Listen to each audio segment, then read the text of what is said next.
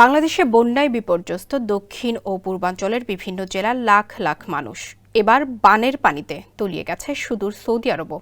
ভারী বর্ষণের জেরে দেশটির বিভিন্ন এলাকা তলিয়ে যায়। গেল কয়েক ঘণ্টা ধরে সৌদি আরবে প্রবল বৃষ্টি হচ্ছে।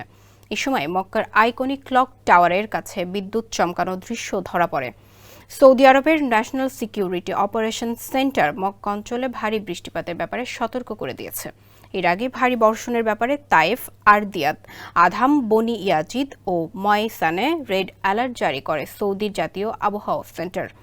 আবহাওয়াবিদরা আগেই সতর্ক করে বলেছিলেন, বজ্রসহ বৃষ্টিপাতের কারণে আকস্মিক বন্যা হতে পারে। দেশের যে কোনো প্রান্ত থেকে অনলাইনে নিজেকে দক্ষ করুন ক্রিয়েটিভ আইটি ইনস্টিটিউটের সাথে।